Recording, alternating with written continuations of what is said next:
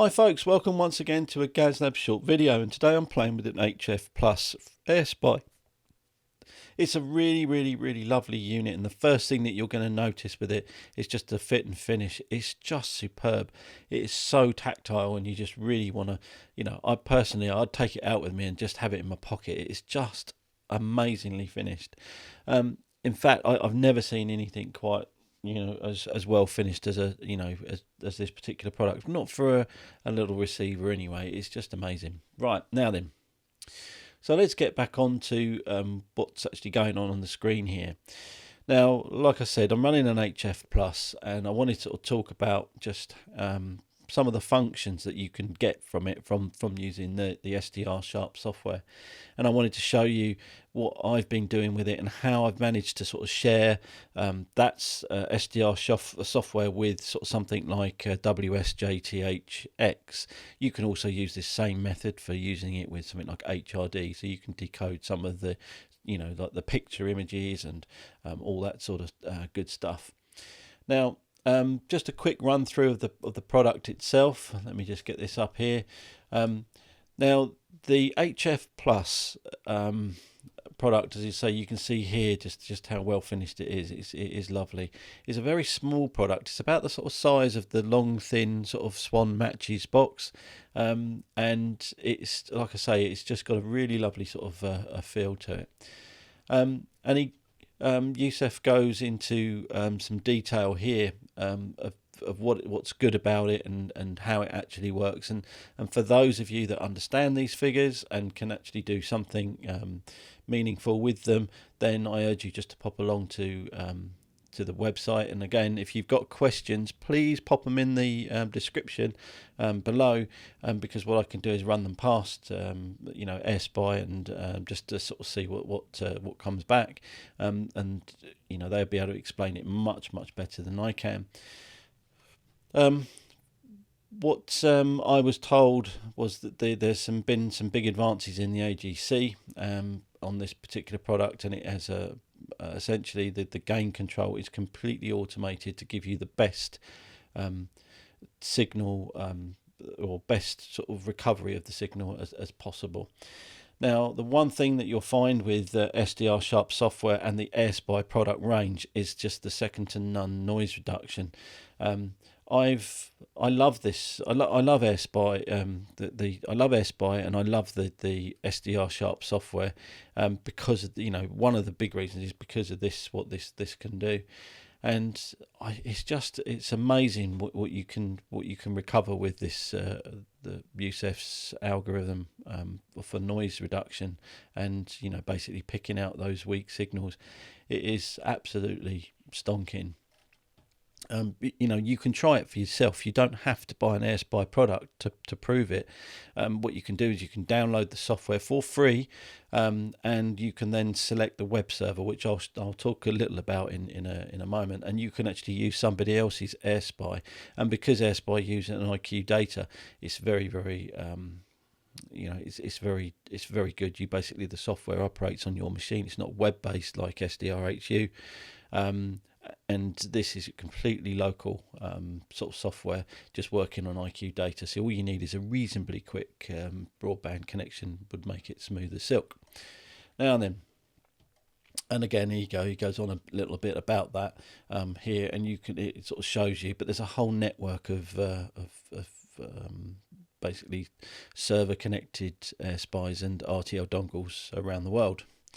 Now here he goes on and shows you a little about the architecture, and then talks about sort of some of the bits and bobs on the spec.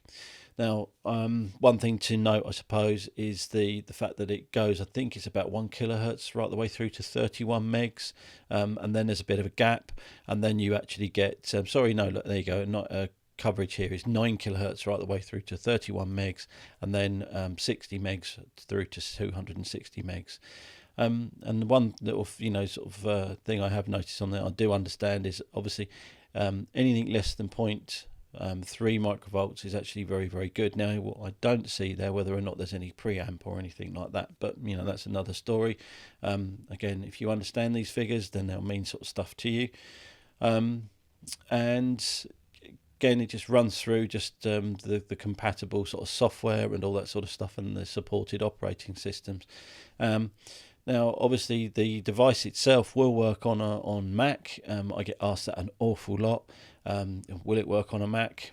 Well, yeah, in this particular case, you don't need any specific drivers, but you're probably going to need to find a piece of software to work with a Mac. So there you go, GQRX. There you go. And what else? Yeah, it works on Linux, BSD, and Windows Vista right the way through to Windows 10. So it's a fairly sort of simple, lightweight sort of program. I did find I had some problems running SDR Shop and my OBS software. So if there's any glitching, that's actually not the software itself. It's just some kind of mix up between the two of them. They don't like one another, but anyway, that's another story. That's my problem. Right, now then, to get a lot of this sort of stuff up and running, you're going to need, I think, probably a few programs to make life easy. And you're going to need a virtual serial port driver. Now, what you do with this program is, once it's installed, you can assign a serial port to one piece of software, and then you can assign another serial port to another piece of software. And those two serial ports can be mapped. By default, they're mapped, so if you just put two on, they're mapped to one another.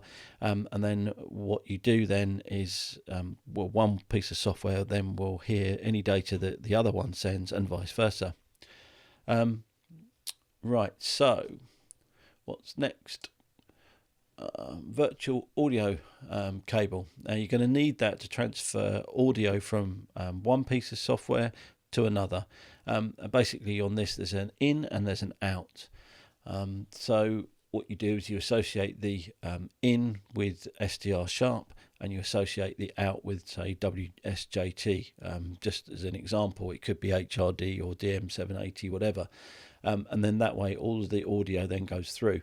You can also set, in my case in Windows 10, you can also ask Windows 10 to monitor that connection or that device, so you can then get that audio sent through your headphones or your speakers, so you're not, you can still listen to the radio at the same time.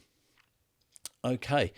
Now then, the other thing that is really, really good with this program is that SDR Sharp is really expandable, and there's lots and lots of plugins available. Now, this is where I got the Calico cat connection from here, and here you can sort of see that there's just like a whole little range of bits and pieces. Some will still work with the newer versions, and some don't. And he does on this page, they do go into some sort of detail what will actually work and what won't. And what else we got here? Yeah, some of this stuff looks really, really cool, and you can put a scanner attachment. So I mean, I've got an Airspy R2 here, and I would use that for the for that. That works really, really nice. What else? You've got, yeah, there's lots and lots of things on here you can play with. PSK sort of demodulator, that's handy, I suppose. And it sort of goes on. There's loads, and they're so easy to add on. Really, really neat product. Right, so let's get back to the software itself. Now you can see here that the SDR Sharp is running. I've got it connected to WSJT. And at the moment it's not receiving anything, so let's find why it's not receiving. Now what can I tell you about this just a little bit? Right, now first of all, there's the bandwidth. Now you can set the bandwidth on this, and it will change the bandwidth, so you can actually see more or less of the band. Well, I'm only interested in this very small portion just here. Okay, so what I did was I just knocked that down to, say, 192 kilohertz, and that narrows that little bit of that band down, and it allows just that little bit more quality. And you can just now zoom in into that band, and as we've maybe gone a bit too far. No, we haven't. It's there. So I'm going to do is scoot that over. Now I've actually got this very, very narrow, so we can now pull that out. Let's get that sort of somewhere so we can sort of see it all. There you go. Right, now then, by rights, that should start decoding down here if I've actually done this right. This is actually FT-8, which seems to be mode of the moment. And for those of you that are using FT-8, watch your power, because we see at work, we see quite a lot of blown PAs and filter systems because of aggressive digital modes. And as I say, at the moment, FT-8 seems to be the mode of the moment. But as you can see, I'm sort of seeing here some quite good ones. There's a Japanese station there. Wow, there's 2 Japanese stations. So yeah, that's quite nice, and that's obviously receive. And I'm using a high gain DX88 vertical antenna, which is ground mounted, using an RG58 feed line just out to it. It's a fairly sort of temporary sort of setup. I've not gone mad with it, because, like I say, here I test things quite a lot and experiment with all sorts of things. So kind of permanent things tend not to last sort of too long with me. They normally get taken down for sort of something else. My gosh, there's an Australian station there as well. Yeah, so yeah, you can sort of see that there's quite a lot sort of going on with this this sort of setup. And what I'll do is I'll tell you how I did it. First of all, when I said about the additional add-ons, now those add-ons can take the form of, say, a level meter. Here you can see I've got a level meter here running, which was an add-on, and I like that one. That's quite nice. But this one here is the one that's giving me the connection between WSJT-H and SDR Shop. Now, what you would do is you would first of all associate this with a piece with a COM port. Now, SDR Shop in my case is connected or associated with COM3. Now, that has a virtual cable on it connected to COM2. So what we need to do is we need to go into here and then go into settings, and we need to go to radio. And the first thing that we need to do is change the radio type. Now, I've changed it here to TS2000 to match the Calico Cat settings. And then I've selected, we know that when we did our virtual serial connection, that I mapped COM3 and COM2 together. So I know that I've got to associate WSJT with COM2. So now everything that WSJT sends in the way of data, SDR Sharp hears it, and vice versa. So SDR Sharp can then send data, and this will hear it. Now, also, if you follow the detail here, it actually talks about baud rate, stop bits or data bits, stop bits, and then handshakes and stuff like that. I've just said none to most of those things. 1, 8, and then away we go. And then obviously the I've got here PTT method. It's actually not relevant because, you know, it really isn't relevant. You can leave that on Vox if you want. That's absolutely fine. Everything else I've left as none. And once you get to this point, you can simply test the cat, and that should go green, and it does. Right, so I'm happy that works. So now when I come down here, I can actually just very easily select the different sort of frequency. You'll notice up here on the SDR Sharp at the top, it changes. So I'm going to come down here again, and I'll change it again, and it goes to 14075, and that band is completely closed. It's about sort of 11 p.m. here in the UK on. So yeah, in sort of the beginning of, or just coming to the end of January 2019, and the band is completely and utterly closed for the evening. So I'm now going to go back to 40 meters, and you can see it's up and running. So there you go. Look, we'll get it sort of somewhere there. For some unknown reason, you can adjust this, I think, in WSJT. It seems to miss where people are at the moment, so you're constantly having to drag it over just a little bit, just to kind of get it in there. And that's absolutely fine. Now, you see there's some noise. I don't know where that's coming from. It's a bit odd. It just seems to happen here and there. I live in just on the edge of London, right on the River Thames, and we seem to get like just really bizarre living right by the airport as well. The airport is across the River Thames from me by about, I don't know, 6 or 7 miles, so we get some really strange sort of interference and stuff. And if you hear carefully, there's actually a plane going over. Whether this Heil PR40 you can hear it, I really don't know. Right, okay, so what else will it do? Well, what you can also do, if you, like I said to you before, you can download SDR Shop, and you can, if we stop this for a moment, you can actually go to the SPY server network, and I've still got this set up with WSJT. Now this is a bit of an experiment on my part. I don't know if this is going to work, but I've now selected, instead of my Airspy HFPlus there, I'm actually going to select the SPY server network, and then I'm going to go here to these 3 dots, and it's not actually listed as a network sort of browser, just 3 dots. If you click on that, it will show the map of the world, and you've got all around here, you've just basically got Airspy HF pluses and everything all connected up. So what you can do is you can select one, and let's just see where we are. Where do we want to go? I don't know, let's we'll connect to Martin's. Look, there you go, he's just come up. Hello Martin. He's saying his one's online, and it says it's ready, so I'm gonna launch it. There you go. So now I'm connected to Martin's Airspy, and he's now connected there, look, to 145. So let's see what we can do. Actually, let's use this software. There you go.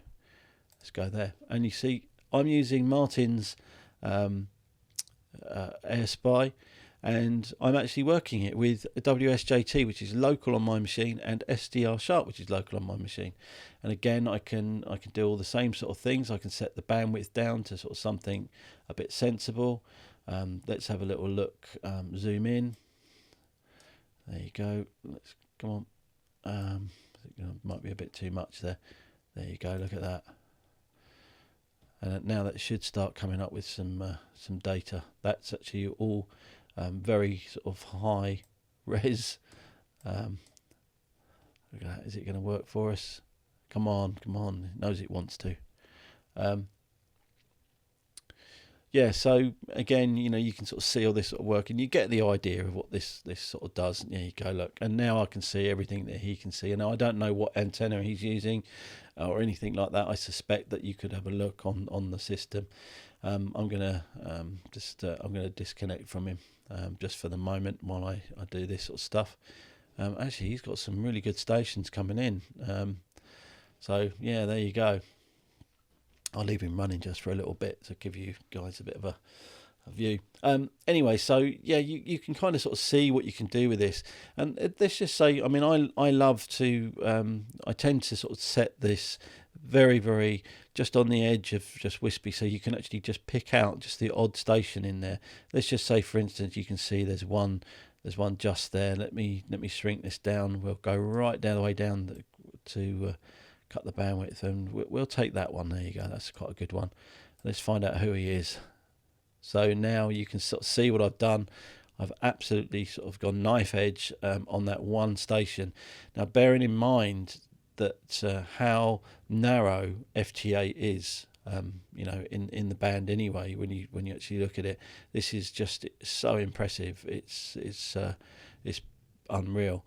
And again, I'm just picked up that one little station there, and it is now coming up in there, and so you can hear the conversation that's going back, or his CQ.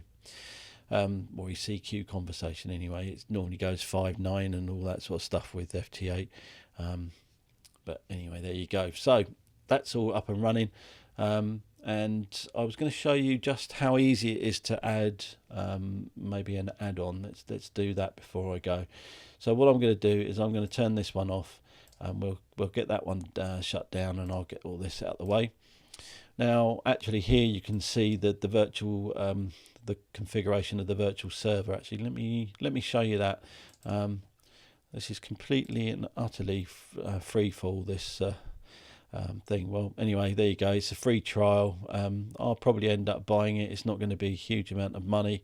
We'll continue with the demo, and here you can sort of see the configuration, and you can see here my COM2 and my COM3, and you can see that all of the way that the software wanted me to set it up, and you can just see here the virtual the COM port here. And you can do some really clever things with this sort of stuff. You can do custom pinouts and all that sort of cool stuff. Now, I'm not trying to sell this sort of software, and if you know, L-Teamer Software want to help me out a little bit, and so I plug their products a little bit more, then they're more than welcome. But that is not the intention here at this time. But you can actually do the like little custom pinouts and all that sort of stuff. It's really, really good stuff. And what else is there? Not much, but anyway, there you go. So there you go. Oh, and you can add a pair. You can link the sort of two. You can do all sort. Honestly, you can do so much with this sort of stuff.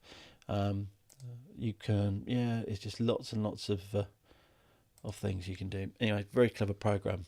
So I'm just going to come out of that now. The other thing that I did was I installed virtual audio. Again, you can just find that on the web. It's very simple to install. It's as simple as running. In my case, VB cable setup 64. I tend to install these things as admin, and away you go. Right, now then, SDR Shop. Now, I did a video on SDR Shop ages and ages ago, showing you a neat and tidy way to install it, because obviously SDR Shop is a pretty free-fall program. It basically, when you unzip it, it's self-contained. It just lives in a little folder on its own. And you can stick this in your programs files if you want to, and then add a shortcut and stuff to the appropriate places, so it kind of makes it a little bit neater and tidier.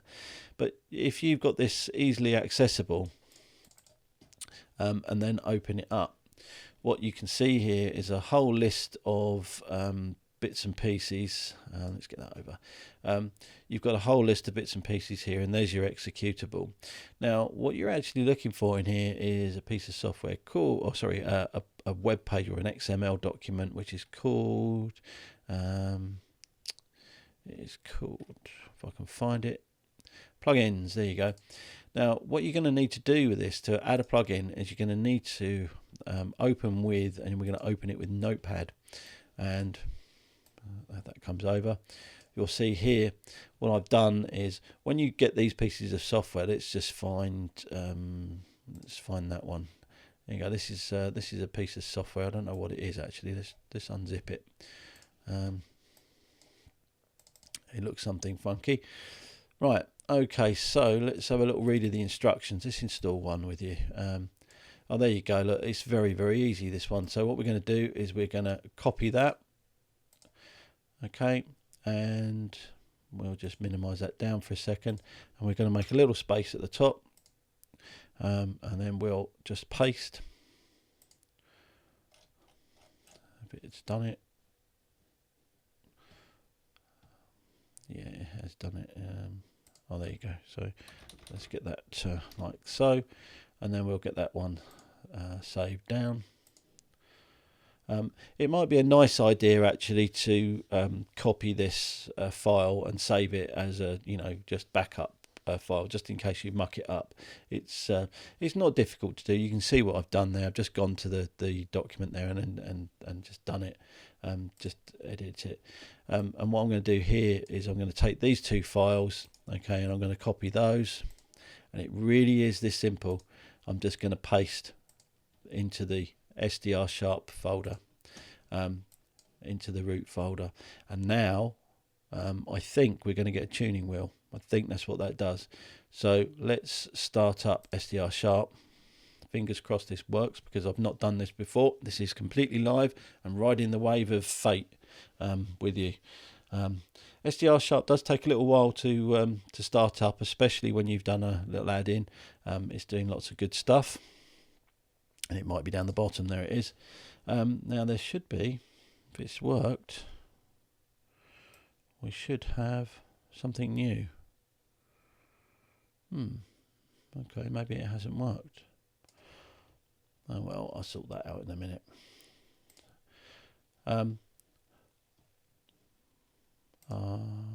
Let's stop that one. Go back to hours. Yeah, that's a shame.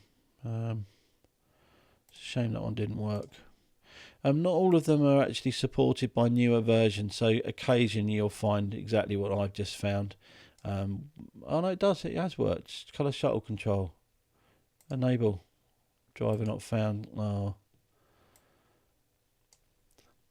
Okay, well, what we can do is we can uninstall that one. I'll come back to that one. But again, you might sort of find that there's like these little issues with some of the plugins, but it doesn't matter. I'll leave it in there anyway. You can see my failure and laugh.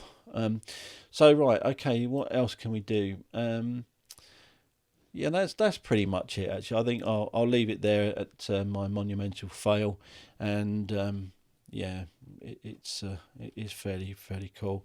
I mean, I do enjoy using this software, and like I said earlier on, this isn't going to be, I don't want to do sort of like one device versus another, because I found in general they all do something different, and or they're all good at sort of something different, and I find each of the things really useful. I tend to use my R2 as a spectrum analyzer. That is so good for that. It's got 14 megs of bandwidth, and it just runs the little analyzer so well. And the other thing that I tend to use for things like signal strength tests, the SDR Uno software and the SDR Play, they have really good measurement, calibrated signal measurements, because obviously it's all done by the same sort of people, and it's all kind of everything is all integrated, and that's really neat for that.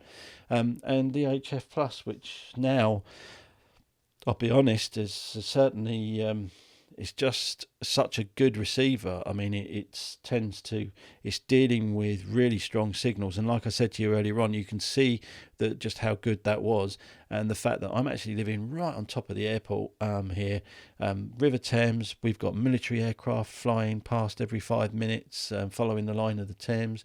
We've got sort of lots and lots of stuff going on, and I get lots of interference. I live middle of London, so there's lots and lots of plasma tellies and all that sort of stuff. And you can just see how good that HF Plus is. It's dealing with everything. And Youssef was right. It's definitely really good for getting those really sort of weak signals and stuff out. And that AGC sort of seems to be really sort of working well. Now, and again, if you have questions, or if you want to say anything, or whatever it is, just keep it kind, because I will delete the unkind comments. If you've got, if you want to ask questions, or maybe suggest sort of something that is slightly negative, that's fine, but just keep it kind. And what I'll do is I'll try and run things through past Airspy themselves, and I mean, I know Youssef very well, and I can ask him questions. He doesn't shout at me or anything like that if I've got a valid question, and we can work sort of a few things out now. So just please leave comments. Subscribe, like, dislike, whatever you want to do, that's absolutely fine. It's all good to me, and as I say, just be kind in the comments. Right, okay, I'm going to leave it there, waffling on. So see you next time. Bye bye.